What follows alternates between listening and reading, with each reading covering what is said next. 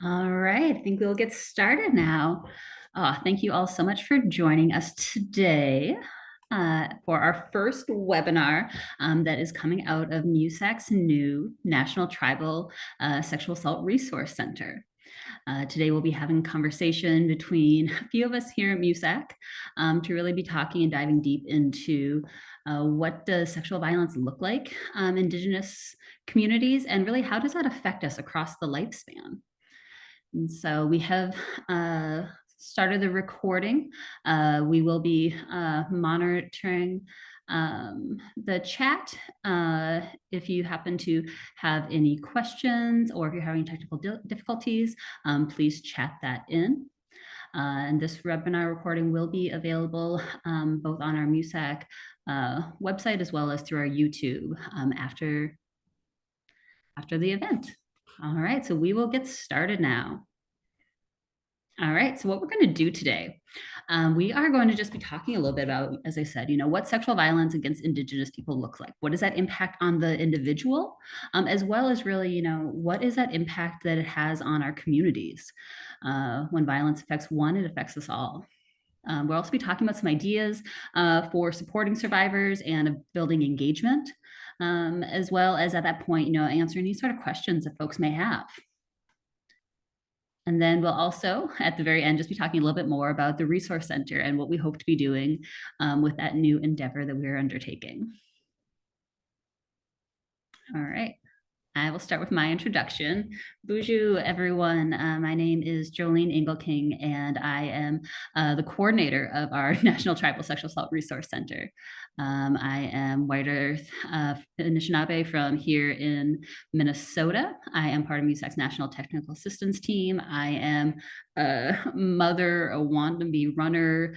I have been at MIWSAC for about almost 3 years now. And I'm really excited to be able to have this conversation today. How about Linda? Welcome.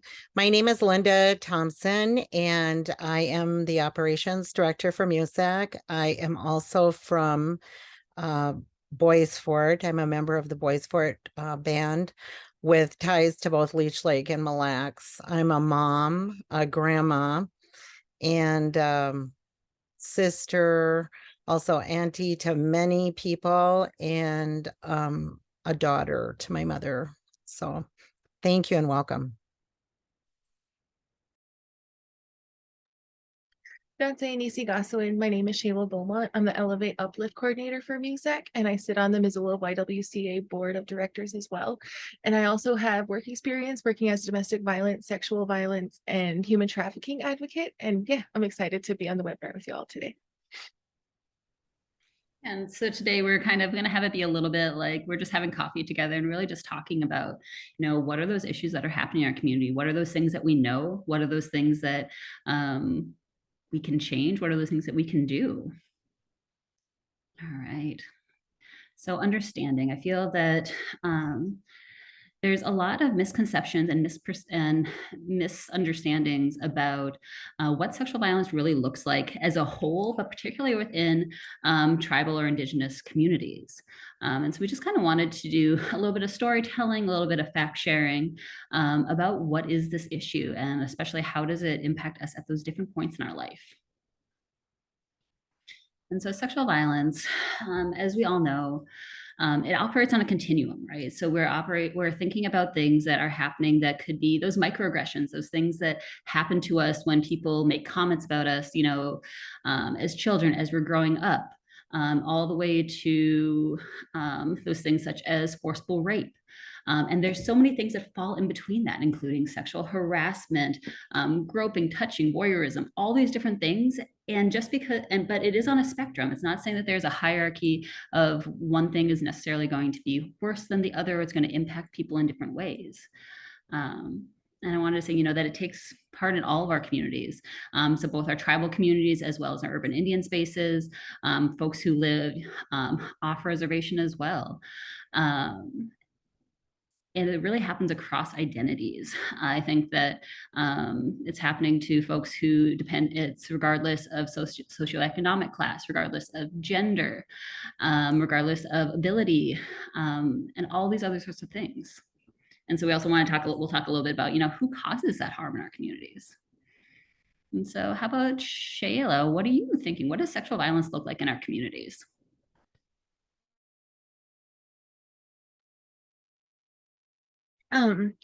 Speaking in tribal communities, I feel like sexual violence, is really it does happen at high rates, but just like anywhere else, it goes very much underreported.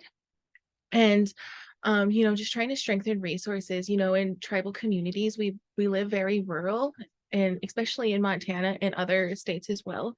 And just having to travel far for resources or for help, whether that's healing or whether that's response. And oh, excuse me.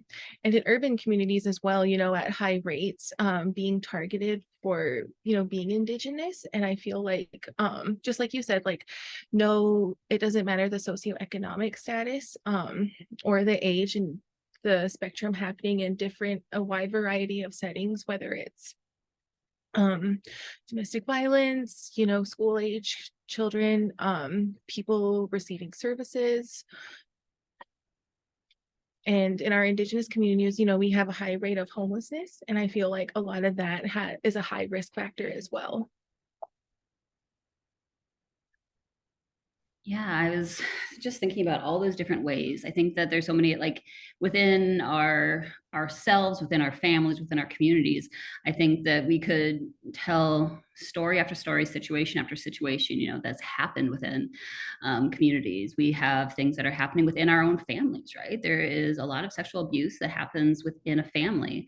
And we also are having things that are happening from people who are coming from outside of our community to, prey on our Indigenous women, girls, boys, men, and everybody. And I think that, like, it's not even it needed to be seen sometimes, but or need to be said at times. But that idea of how are things, like, what does the complex jurisdiction, that comes with being on tribal lands really mean? And how does that put us at, sometimes increased risk for sexual violence?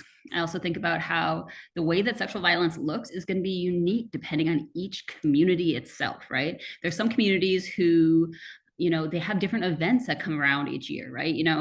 Some people have, where I, grew up, we had a lot of ice fishing. And how did ice fishing and that level of tourism, really impact who's coming into our community, and how sexual violence is really appearing, right? We also had, several colleges, right in that area. And so we're thinking about what does that mean for folks who are, experiencing sexual assault when they are trying to increase their education as well. Linda, what you thinking? Well, I was thinking that each of us as individuals, or anybody who is watching or sharing some time with us, or who gets to see this later, really we need to think about our own life and our own circle. And when did we start hearing anything that we would identify as sexual violence?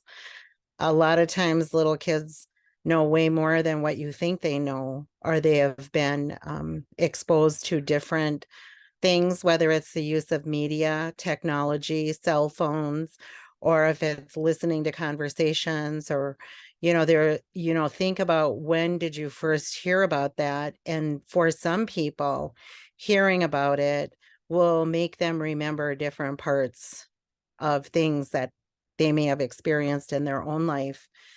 I don't think there's anybody who's exempt or who this does not in some way affect, because I've heard people say that I have not exposed my children to the things your children have been exposed to or experienced.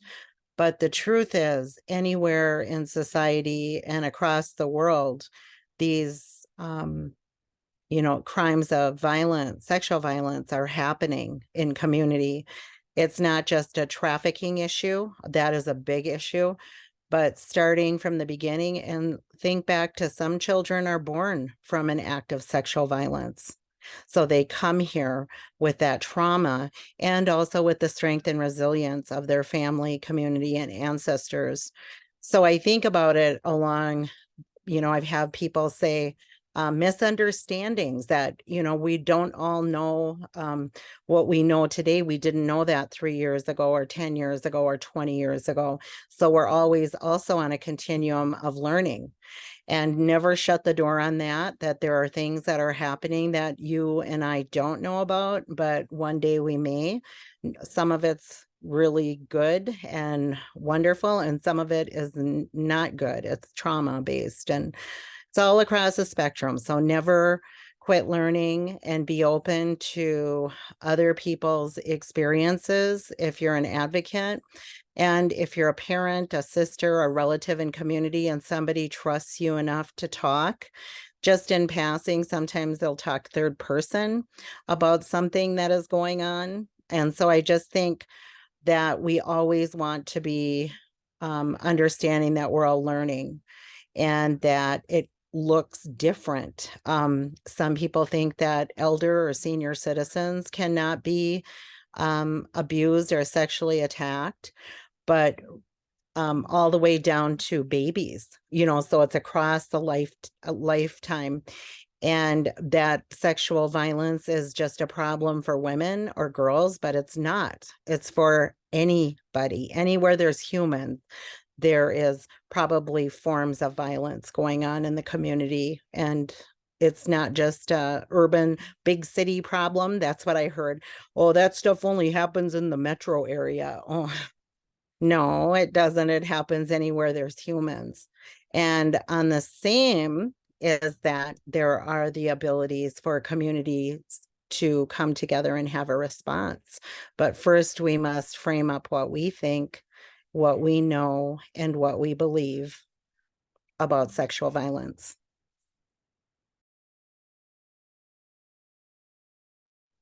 It's been something that, I've been thinking a lot about, like how do we actually learn about what sexual violence looks like? How do we learn what, healthy sexuality looks like on that flip side, right? And I think that so much of it, it's the communities that were raised in, the houses that we were raised in, those people who helped, guide us and shape us, as well as those moments that happen at kind of like pivotal points in our life, right? Those things that have taught us, those ways that we're supposed to, even those protective factors, those so many people who, they are doing their best as parents, and they keep their kids very, very close to them. And then sometimes I've seen kids who don't know how to then behave when they're outside of the house, right? Because they don't have those little, they haven't been taught to listen to those little voices that are inside you, right, to tell you that something is dangerous, right? And I don't know, so I've been just thinking a lot about that and how that also impacts the way that we're learning about sexual violence. When I remember I went on a camping trip. I must have been, 16, 17 years old. And we went on this like all girls camping trip. And as people who I didn't really know. And all of a sudden, there was the campfire and people started talking. And there was a group of probably about 15 of us who were out camping. And I think it was about 10 people started to share their abuse that had happened, both as children, within families, as children from strangers, as well as, now that they were becoming in their teens, what had happened to them, right? And it was that first moment when I realized that it is truly endemic, right? It is something that is just so pervasive. And these are people who I would not, like at that point in my life, I'm like, oh, I would not have expected that, based on, what my perceptions were at that time. And so to be able to be like, oh, this is happening in people, like in prominent families within my small community, within people who, both are getting, those great grades, as well as those people who are struggling a little bit. I'm like, I had to in that moment start to, break down some of my own misconceptions about what sexual violence looked like. And I think that for me, that was one of those moments, those aha moments that actually led me to then, becoming an advocate, because I realized, oh, it's not just that thing that happens, in our family, and that we don't talk about, that it's not just, oh, that uncle that, my mom will keep me away from, sort of stuff, that it's really that it's happening all across communities. And one of the reasons we don't always know what sexual violence looks like is because for so many years we have kept quiet, right? Our families have kept quiet, or when we do say what happened, people aren't listening. And we have to always remember, that the sexual violence that happens to anybody, but particularly within our Indigenous communities, is really rooted in oppression, right? So we're thinking about how our family structures currently are, and how that is really the direct result of the attempted genocide against our communities. And so we're thinking about, like, how does that impact our parenting? How does, that intergenerational trauma really impact us? So. And I was reflecting on what you said, Jolene, like, how can we identify sexual violence, or how can we provide services when healthy sexuality isn't being taught? And it is a tough topic, but to strengthen our communities, and just like you said, that generational trauma, boarding schools, and how that affected our parenting. A lot of the times our families depend on public health or schools to do it, when really just being a good relative and strengthen our family unit, but also just having healthy conversations with our community of how are we educating our youth? How are we supporting each other as parents? How are we supporting each other as a community? And these are tough conversations, but in what took place in the boarding schools, a lot of sexual violence, a lot of that has been passed down generationally, or has kind of, we got a lot of our cultural teachings have been lost, and what has taken place. So just kind of getting back to our roots too, as Indigenous people, and our cultural ties, in a way to teach healthy sexuality, and to identify and educate on sexual violence as well. And just one, not final thing, but when we're thinking about who causes harm, right? And I think that that's one of those things that I also kind of got a little bit confused about when I was little, right? Because everything that I was seeing, like once we started to get access to TV, we didn't have TV until I was like 13 years old. We lived that far out in the country that we did not have TV. But what I started to see, was like, oh, like a lot of it was, like stranger assaults or abductions, or things like that had happened, or, somebody was out drinking, and then, the TV would make it seem like it was their fault, that something had happened to them, right? And I started to realize, as both, as I grew up, as I got into advocacy, and as I really started to explore more things, just the people who cause harm are there are relatives, both in like the literal sense, and within our communities, that while there is a lot of folks, there's a high risk of perpetration from non-native offenders, that we are still experiencing a lot of things within our own communities, right? And I think that just trying to think about how are we, when it comes to health equity, if you want to like add that into this whole idea, is how are we best able to be working towards prevention within our own communities, to stop violence from happening in that first place? It is a lot harder maybe to think about those folks who are interloping on our communities, or who are coming in from outside. But for me, one of the harder things is thinking about, like, how are we coupling that fact that, like a lot of us still love, those who caused harm, right? And so, yeah, I think that also that reframing, because there is a lot of understandable anger against people who would harm others, right? And just really thinking about how are we doing better as communities to really shift how we're talking about things, and how we're providing, like any sort of support and healing that comes with things. So anything else on this, you two?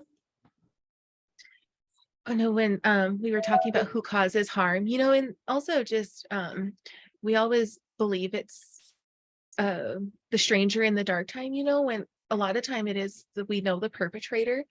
And also just the spectrum, it's not always sorry, just repeating what I said, the stranger in the dark, but people who we trust in our communities, right? People who work with us day to day, and also like when we care for the people who do harm to us, what does that look like as a community, or like supporting everyone, right? Making sure everyone gets healing. And I that's think the other part, oh, sorry, Jolene, I don't want to lose my thought. Sorry, I was going to say this before I forget, is that we can have communities, entire communities that are set up with misinformation and misunderstandings that support somebody who has done harm.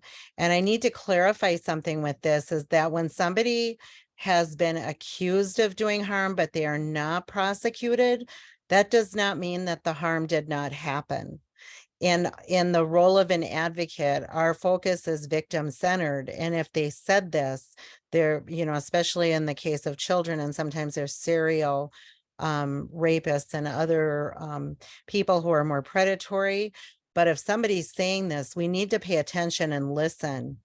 And so we can have communities that step up and support, and the person who is causing the harm and try to diminish the voices of the victim or victims and the advocates, which causes a lot of confusion and a lot of anger in some instances. So when people are convicted, that's not the only time that they may have harmed somebody.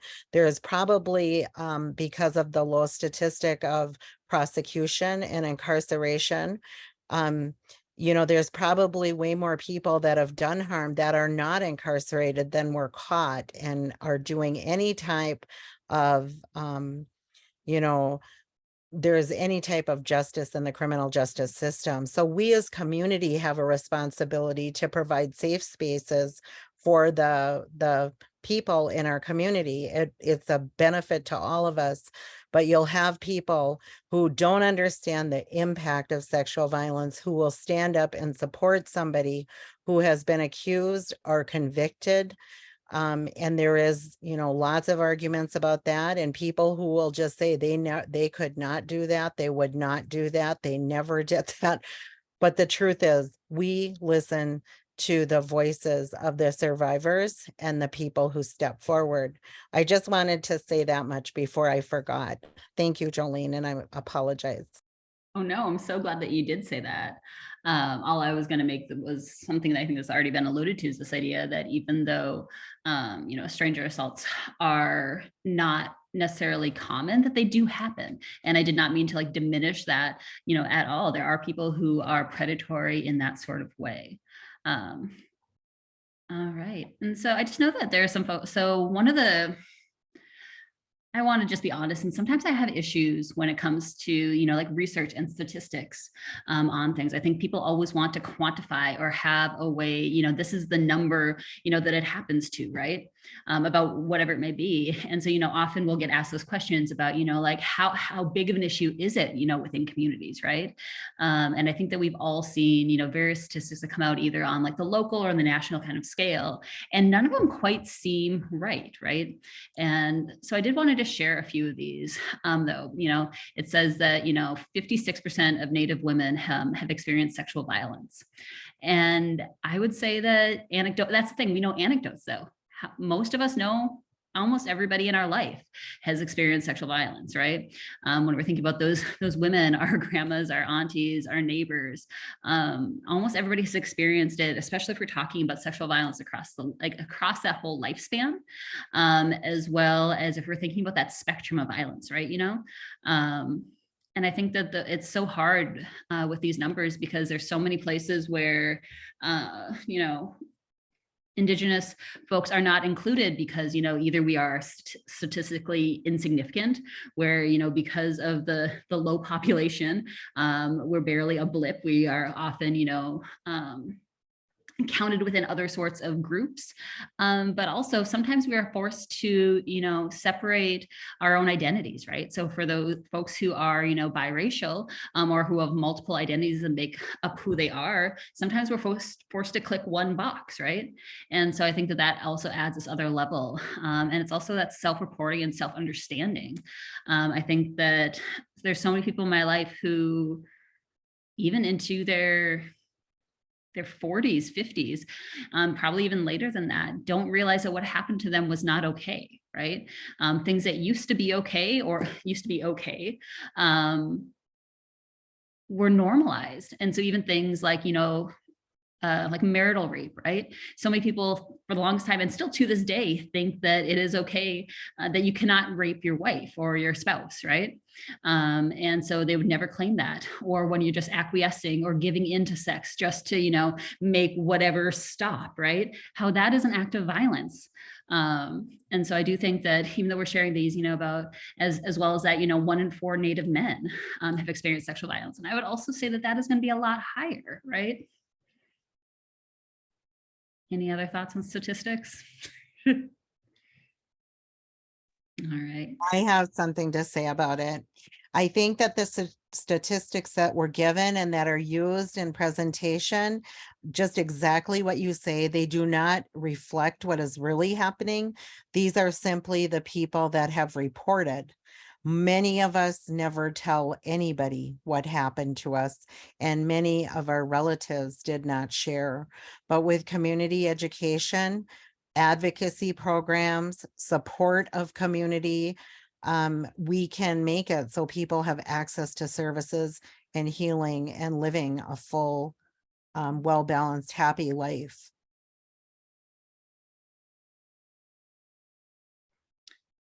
Yeah, and I share these simply because I do think that people, it provides a baseline, right? It provides something. It provides also that talking point to talk about how these numbers will never encapsulate all that we are or the violence that does happen within our communities, right? I also wanted to name that it's also even harder to find accurate statistics about what is happening within our Native LGBTQ and Two-Spirit survivors. So if we're talking about, the disproportionate rate of violence against, Indigenous women, it's even more so for those who identify as Two-Spirit or who otherwise fall under, the LGBTQIA plus spectrum, right? And often still within our communities, there is a lot of there's still a lot of judgment and shame and stigma when it comes to differing sexual identities.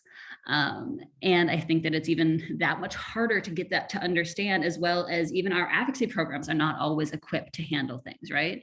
Probably even more so. I find that often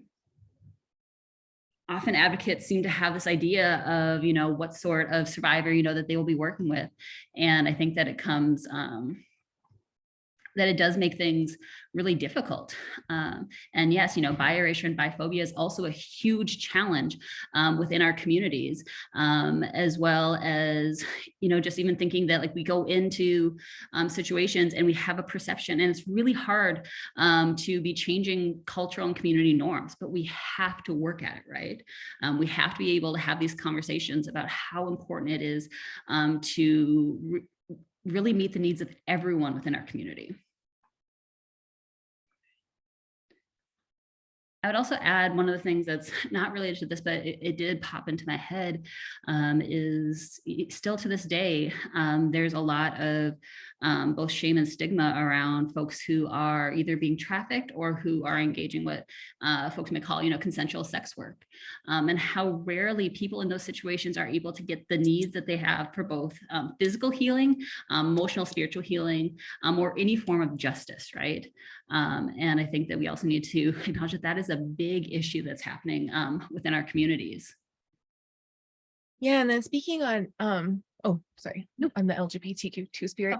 No, and that huge when you were speaking about sex trafficking and survival sex work, and that oppression factor, our Native LGBTQ and Two-Spirit survivors, it is very hard for them to even find employment, to find housing, because of the discrimination that our LGBTQ and Two-Spirit survivors face. So a lot of times that does resort to survival sex work, which, comes along with victim blaming or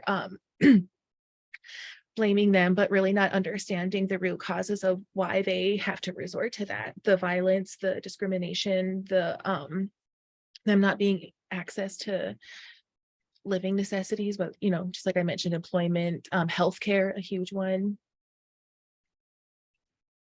And I think that that's actually the perfect segue then into that next slide, is this idea that none of these things can be really separated, right?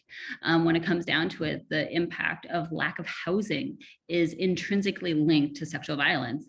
You know, the violence that is being done against our land is also intrinsically linked to the violence that are done against our bodies. The job market, the increasing inflation, all of these sorts of things, you know, add up when we're also then thinking about, you know, with the start of the pandemic, how much of that shifted how we are interacting with each other, and how did that create additional risk for folks, right? You know, and additional silencing, additional lack of access, and all of those sorts of things as well. And I think that, you know, if we're having to take into account, you know, the fullness of somebody's life, right? You know, we are not just one thing. We are not even, so someone had mentioned this to me the other day, or one of our colleagues mentioned it the other day, you know, that with it being, you know, Women's History Month, it is so hard often as, you know, Indigenous people to be able to be like, this is what I identify as, you know, solely as, you know, a woman, because we can't uncouple that from our indigeneity or from our sexuality or from whatever it may be. And so when we're providing responses and developing community action plans, community outreach, responses, all of that sort of stuff, we have to take into account the fullness of people's identities. And that can be unique, that has to be unique, right? And that means that the impact on an individual is going to be unique. So two people may have experienced very similar, you know, assaults against them, and they may react in entirely different ways, right? One person, this may be the hardest moment in their entire life, right? For another, this may be something that's happened in a series of trauma that's happened across their lifespan. And for them, yes, you know, this is bad, but they may be numb, or in the grand scheme of things, it's not as bad as things that they've experienced, right? And so that means that this response cannot be one size fits all, especially when we are thinking about if we're actually like writing policies and protocols, we can't just have checklists for people, right? It's not just you're going through these motions and people have to go through like that. And I've seen this, you know, before, you know, I've done a lot of work with communities around sexual assault response teams. And so often I see people write their protocol and then they do this things like, oh, this is how, then they add addendums about this is how you work with people with disabilities. This is how you work with Indigenous people. And we're put in this like separate little box with very stereotypical things like don't make eye contact with people. You're not allowed to take photos of Indigenous people, you know, certain things that are trying to be culturally responsive, but are really twisting the needs of what people that people actually need, right? And so how are we doing better at creating systems of support that are grounded and developed around the needs of, you know, Indigenous survivors, or those who are most impacted, or those who are most marginalized within our communities? Because if you can meet the needs of the most marginalized, you're going to be able to meet the needs of everybody. And I also want to encourage people, Shayla, just for a second, to, most of us have had phenomenal damage to our culture and our understanding of culture because of the impact of colonization and people going to boarding school and certain parts of real history omitted from public education systems. So, you know, to encourage you to learn more about your tribe, your community, the people you come from. We have lots of people who have been in foster care or adopted. That adds a whole different level of risk. But if you don't feel confident or competent in what you know, I encourage you to learn more about your people or our people, whichever tribe, knowing there's over 500 plus tribes, and to hear part of what their stories of origin are and their beliefs. Because when we lean more into culture and who we are, a lot of these things unravel and they wouldn't have such a strong presence in community and in the lives of us, because in a lot of different Indigenous languages, I was told, and I believe that there weren't words to describe these acts, especially upon children. So I think as we're all on a continuum of learning about sexual violence, we also can learn more about our people and what did our ancestors know about LGBTQ relatives, and they were included. But some people understand that, and when somebody's speaking the truth to you, your spirit aligns and calms when the truth is spoken, that there really isn't a big difference in anything, but we've been fed a whole bunch of misinformation that many people will say now is the truth. But if it was the truth, why are we at this state that we are? And why are people allowed and continuing to hurt and abuse people in this manner? For sure. But we have like epidemic violence in all different areas of our culture. So I encourage you and ask you to learn more about your people and about the customs and the ancestral knowledge that they have, because I think it's going to help you to understand, not make judgment, but to help you to understand more about how did things get to how they are right now. Sorry, Shayla. No, and that's just what I was gonna say too. Really understanding, each culture and each tribe is very different, very unique in their own way. Routes to healing look different, and just like you said, learn the history and just to understand the uniqueness and how each of them are different. You're like verbatim, whatever Linda said, right? Yes, thank you both for that. And another thing I did want to bring up, which I'd meant to talk about earlier, but it's also really to me going back to this idea of, response is not, one size fits all, is that there's often this conflation, I guess, of sexual violence and domestic violence, right? And especially within our program, sometimes our funding has really led us to have, dual or multi-service programs. And I just want to name, that there is a uniqueness that comes with sexual violence, right? There are things that are both, accounting for legally, but also in the differences in the impact on spirit, body, psyche, all of those sorts of things that come with sexual violence. And I feel that so often people get uncomfortable talking about like sexual harm that is done to people, right?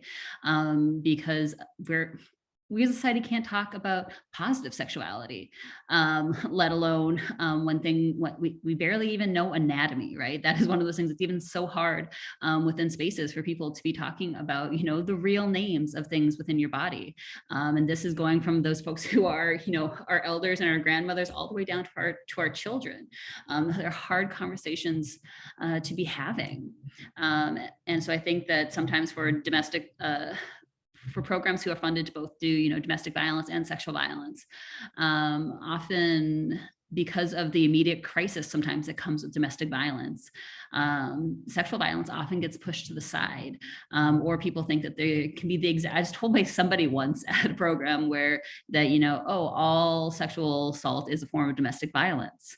And I don't believe that. I feel that there is so much, especially that doesn't happen in. There is such a thing, as intimate partner sexual violence or sexual violence that's happening within a domestic or an intimate partner situation. And that is a complex form of trauma that happens, right?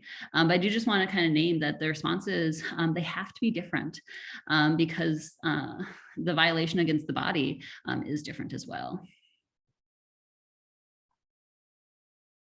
All right, and so we've talked a little bit about this, but I really wanted to, draw attention to this idea of what does sexual violence look like across the lifespan, right? We've talked about how, from our littlest ones, from those little babes, those little kids, right? Sexual violence happens within these spaces. And happens to them. And when sexual violence is the norm from the time you are 3 years old, how does that really impact your connection to people, right? How does that impact your connection to your own body, your ability to, speak and have conversations about things, your ability to trust, because often at that point, it's going to be people who are within those people who are meant to be keeping you safe, right? And how does that then impact you as you grow up? And so especially if when you tell people, people don't listen, right? That is one of the things that I've heard from, so many people in my life that they're like, yes, this happened to me when I was little and I told people and no one did anything about it. So I then kept it quiet. And I think that we know a lot of those impacts, across the lifespan, right? That can happen with that mixture of if people are going to the increased risk of depression, of anxiety, of PTSD, of even TBI, starting even from that young of an age, right? As well as then what does sexual violence look like when you're entering into adolescence, into puberty, as you're starting to, go through those amazing transitions that happen in our life that should be marked with ceremony, but can be marked with trauma. How are we really supporting people through that and providing accurate information about both what is happening to your body, but is also what's happening to you as you are transitioning from becoming a child to an adult within our communities, right? What are those responsibilities that happen culturally, as well as how do you have to start to navigate the world, right? We talk about violence as an adult, right? From those people in their early 20s, which is a time that I know that like when I worked as an advocate, that is what people felt mostly, we'd be seeing people who were between the ages of like 19 and 23.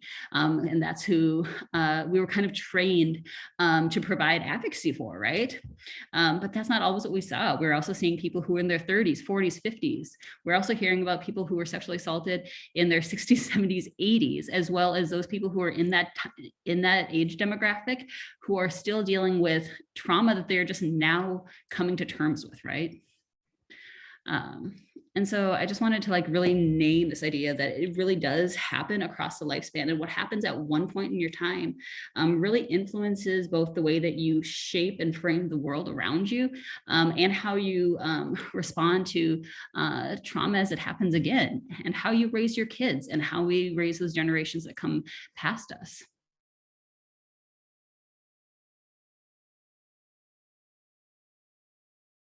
Anything to add on that?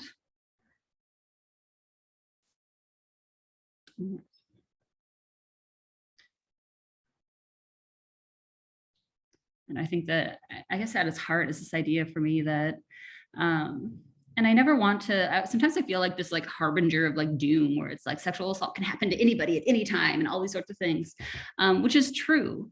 But at the same point, there's also so many there's so many points that we can create change, right? I've also seen people when we're talking about, how do we prevent sexual assault, that the focus is always on the kids, which is great. Communicating with kids about all of the things, both about like both about anatomy, about sexual assault, about what to do if something does happen. That is so important. But the way that sometimes people phrase things, it makes it seem like those of us who are in, 20s, 30s, 40s and beyond, can't create change, that prevention at our ages isn't as important. And I think it is. I think we still need to be planting seeds for every generation and in every sort of community that we have any sort of sphere of influence on. And I think that we can do that. I think that we can create change within our households. We can create change within our workplaces, no matter what they are, right? And so I just think that, and I think that sometimes as we get older, we start to recognize more and more the residual impact of trauma. I think that, there's so many people in my life where I realize that some of the ways that, they behave, either when they're guarded, when they are too open, all these different things, they can be that impact of trauma that they may never have been able to articulate, right? And I think that how are we best creating environments that are welcoming and supportive of people who have experienced, trauma across their lifespan? How are we creating workspaces that are really equipped to meet the needs of people who have experienced trauma, who've been sexually assaulted at different points in their life, right?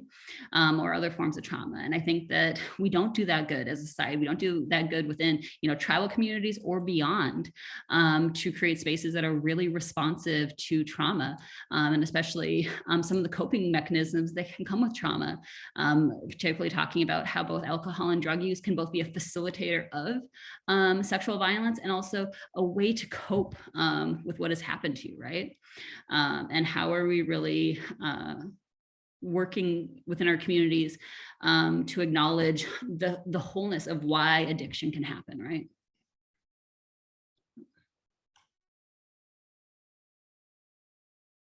All right, so we want to talk a little bit more about what are those impacts. I need some coffee right now. So why don't you talk a little bit about what is the impact on the self when it comes to sexual violence across that lifespan? I think that it's different for each person. There is not a list of things that happen, and it's different in each of our communities, but there are some things that can happen that we worry about, and that is that somebody who has been harmed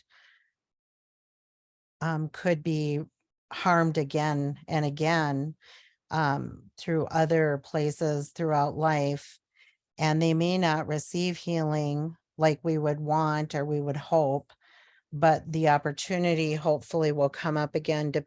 Doesn't matter what their age is, that there's always hope. So I think for people, there can be what Jolene was speaking of. There can be, low self-worth. There can be feelings of guilt, depression, anxiety. Also, it can affect and impair mental health, physical health. There can be diseases, pregnancy. There can be trauma to different parts of the body.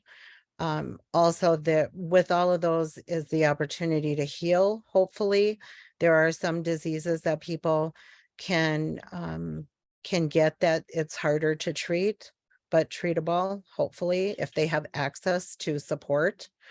Also, what I've seen happen is if somebody discloses, sometimes it can blow up a family. And there can be people who are angry with the person who disclosed, or who attack verbally, emotionally, and psychologically the person and anybody who supports them, to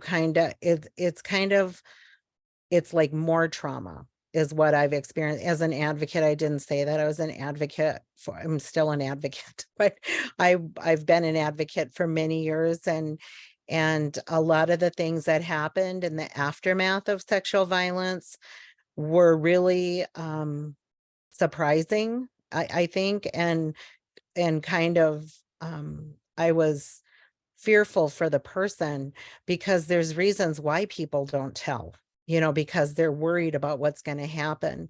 Sometimes children who disclose are removed from anybody they ever knew as somebody that was a part of their life and their family, or somebody that they cared about deeply.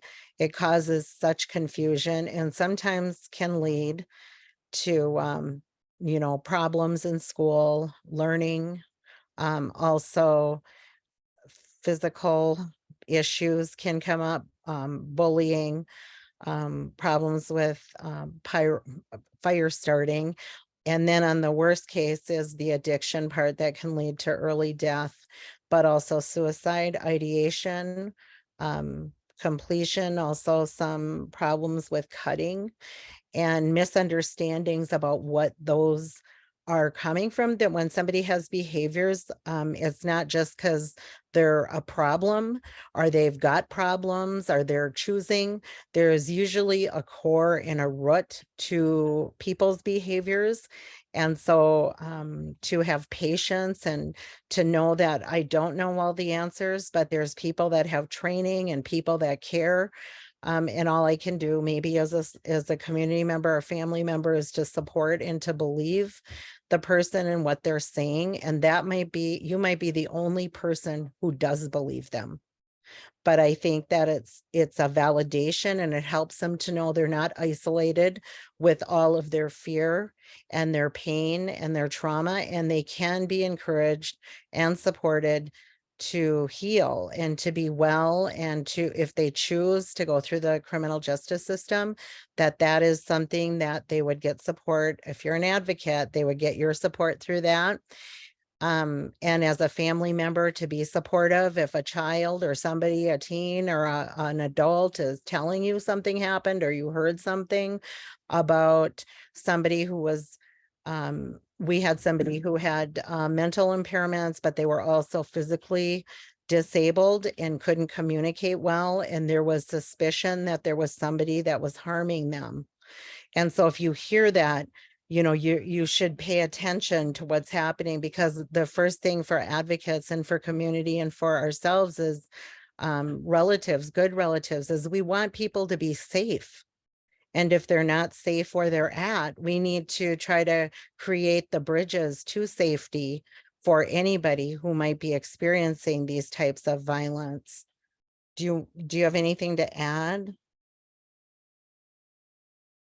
I was also just thinking of impact on generations, as a community, like the impact, whether it's the response or the view of sexual violence, and how that can take impact on a person, whether that's reporting or healing, or how the family reacts to it, and how that carries over generation to generation. So just how they like really kind of affect and impact each other, self to community and community to self, generations.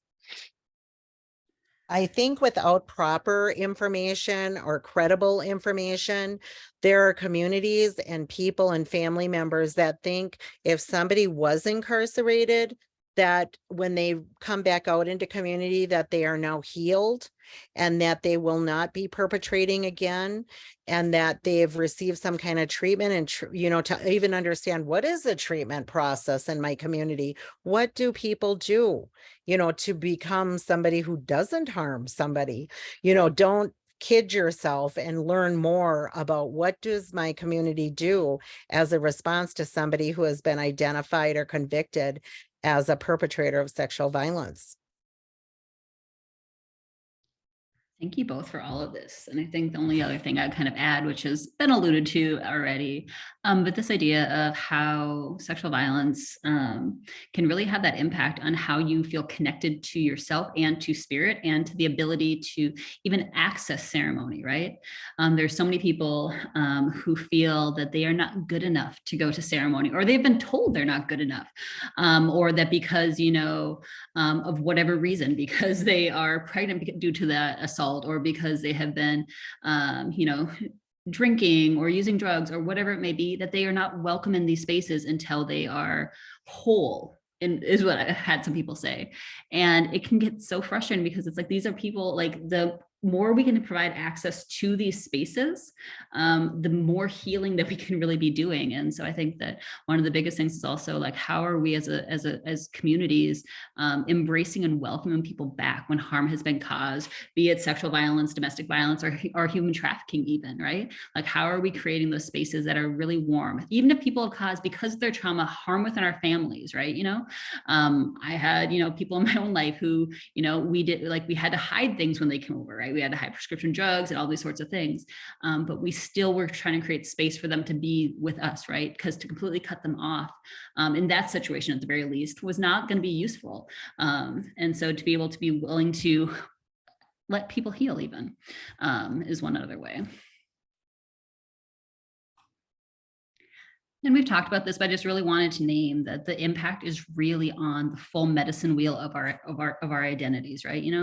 It's, as Linda said, it's really that impact on the body is going to be there, the spirit, the mind, as well as the emotions. And so when we're thinking about that impact, we also have to think about that all of the any attempts at healing or justice have to also play into that whole entire medicine wheel, right? We can't just be provided, so many programs will be like, oh, we provide a clinical therapist, and that's what we're able to do. Therapy is one tool to be helping somebody after they've healed, but is not the only thing that they need, right? For some people, what they may most need is somebody who wants to help, a workout buddy, a workout coach is what's going to help them more than anything, right? Or somebody to help guide them through ceremony in that very incremental way, right? So somebody who you can say those almost embarrassing things because you don't know too, right? We have to be able to not just have a menu of services within our programming. We have to be able to meet each person's individual needs the best we can. And if we can't, we have to do our darndest to be able to connect them with somebody who's able to meet those needs. That is our responsibility, both as, people within this movement, as well as just simply being a relative, right? And we've talked about much of this, it gets really complicated because there is this intergenerational trauma. We are having traumatized people raise children who then experience additional trauma, right? And at some point, people need to, you're never fully healed, never going to say that, right? There's no point in time where you are, good necessarily, but where are those places where we can be that change within our own family to try to halt or hinder or whatever we can to stop that trauma from happening, or acknowledge that the trauma that we have experienced is not the entirety of who we are, and to be able to really incorporate that within all aspects of our life, right?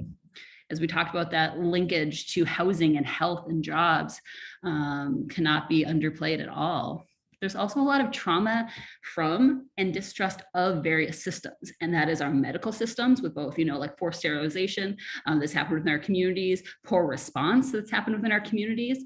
I cannot even tell how many times as an advocate, I would go to a hospital call and I had people make whispers about like, oh, it's just another drunk Native woman or things like that. And why would people want to put themselves in that situation, right? And so we need both be changing, the framework of people who are, providing those responses and holding them accountable for when things like that happen, right? There's also a system like law enforcement can provide one avenue of justice for people, and it's also caused harm for others, right? And so, as well as child protection system, right?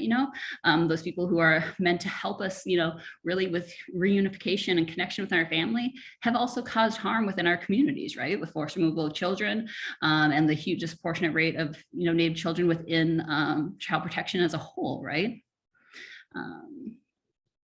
And so I think that what we're saying is really this idea that sexual violence can manifest in so many different ways. And I think that means the response and the way that we're able to both heal our communities and create to prevent sexual violence, as well as within the moment be able to provide services. Yeah. And so this idea that, somebody wrote in a comment that, yes, how are we better able to provide childcare? Childcare is such a huge barrier, as well as transportation and even food, right? If we're able to meet people's tangible needs sometimes, that can have that even more impact than, like a 40-minute, peer-to-peer advocacy session that some people have, right? Not to diminish that at all, but sometimes people need to have their bare needs met in order to heal from trauma, right? And yeah, so we just wanted to be thinking also then about those communities change, and how when we're thinking about what can we really do to plant those seeds of change, right? And one of those huge things for me, I fully feel that if we're able to provide early support to people after sexual assault, it can really help to lessen the long-term impact of the violence, as well as create healthier and safer communities. I think that so often people have kept things silent for months, years, decades, their whole entire life, right? And that creates a physical toll, creates a spiritual toll, and it doesn't lead towards community change. And so I have a 12-year-old, and I will do everything I can to prevent her from having anything bad happen to her, right? But there's only so much I have within my control as a parent. But the one thing I can promise her is that if anything bad ever were to happen to her, that I would be there and be that supportive person and walk with her side by side through anything that we needed to do, right? And so I think that early support and that fact that people have somebody who they can go to trust is the most important thing. I also think that we do need increased funding and resources that allow for expansive services that are not just prescribing us to have a menu of services where people are allowed to do these things that we've talked about. I think when we're talking about public awareness, I had a conversation the other day with how in one community they had done kind of like almost a little study within their communities about sex trafficking. And they were finding that people were not responsive to the more doom and gloom or dire sorts of public awareness events, like when you're just having somebody cowering in a corner with like handcuffs and barcodes, that wasn't meeting the needs of survivors, right? Survivors were not responsive and were not going to that. Survivors were responsive to people showing, those hopeful things, those people who had joy, those people who had experienced healing. And so how are we better able to be shifting even the way that we're doing our public awareness to make it really resonate and meet the needs of survivors and those in our community to help increase access, right? And always be thinking about, like, right now the work we're doing is going to have impact so much beyond ourselves. I know that we're coming at time, but I did just want to make sure that we're talking about this idea of engagement with survivors is the most important. And this is beyond simply service provision, right? We are not, even for those of us who are doing advocacy, we're not service providers. We are movement makers. We are people who are activating change and people who are there to, be and walk right beside somebody. I've been exploring this idea of, like, is an advocate in some way almost like a doula, where you're holding hands with somebody and being with them through every step of this important moment in their life, right? And so it's really thinking about how we're doing better with not just, so often when I work with communities, like when they want to engage with survivors, all they do is a survey. We'll just send a survey out to the people who have been sexually assaulted, and we'll hear how we did, and that's how we talk to them. And I feel that we need to do better. We need to be creating active ways of people volunteering within our communities. We need to create ways that we are not gatekeeping who is able to be engage with our programming. We also need to understand that sometimes we need to be helping people who are not sexually assaulted in our communities, but are now experiencing trauma. And that's a small thing, but I feel that a lot of programs feel that if things have not happened within their jurisdiction, that they can't provide services. And I think that's the bare minimum, a small way of creating that change. And so really engaging survivors all across the board. Anything to add on this? A lot to add on this. I mean, there's so much we'll probably do a whole other webinar on survivor engagement, right? But really thinking about what are those relationships that survivors need us to have, both as for individuals, which is where people sometimes go, it's the easy way to form, the one-on-one relationships with people in their communities, but thinking about those other organizations to be more expansive at the local, state, and national level. And this is my regular call for folks to be, I've had too many organizations who have experienced drama or trauma within organizations, but 15, 20 years ago, who are still feuding with other organizations. And I'm going to say that advocates need us to stop and put our ego aside to really do good work. We need to let go of past burdens in order to really move things ahead.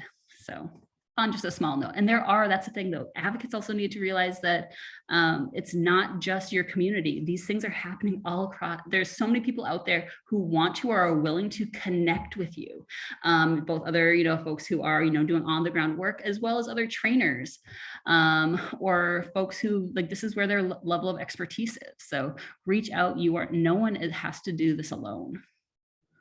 And so that's also part of why, MIWSAC, we're really excited because we were recently funded under the Department of Health and Human Services under MIWSAC to be the National Tribal Sexual Assault Resource Center, to be able to dive in and explore more around what are the needs in communities around sexual assault.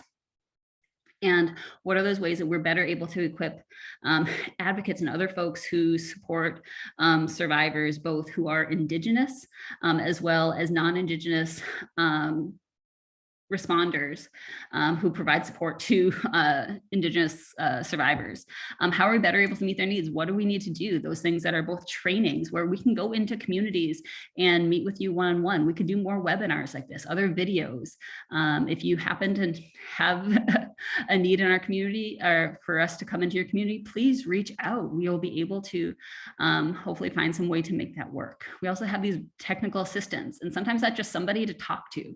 It's providing resources, it's providing ideas, it's problem solving, it's somebody to bounce thoughts off of when you feel that you've reached the end of your rope, or even hopefully before that, to just get some ideas about what's worked in other spaces and what we could do to make something work within yours. Also, be on the lookout very, very soon for an increase in resources that will be by MIWSAC, and that will include different templates or samples, information, and all of it will be grounded. It'll be culture specific and culturally designed to really meet the needs of Indigenous survivors. We were really excited for this opportunity to really go beyond the other national training and technical assistance, that we have been doing in the past, which has been wonderful. And often it was grantee specific. And so this is something that will help us to better engage with communities, both tribal, urban, rural, everywhere. And so we're really looking forward to this. And so please reach out. And so here is my contact information. The slide deck as well as the recording will be available after the call, probably by the end of this week. And we'll also be very soon, probably before this recording goes out, and we'll be listing the upcoming webinars, including one in 2 weeks, as well as a couple that'll be coming up for our Sexual Assault Awareness Month there on our website.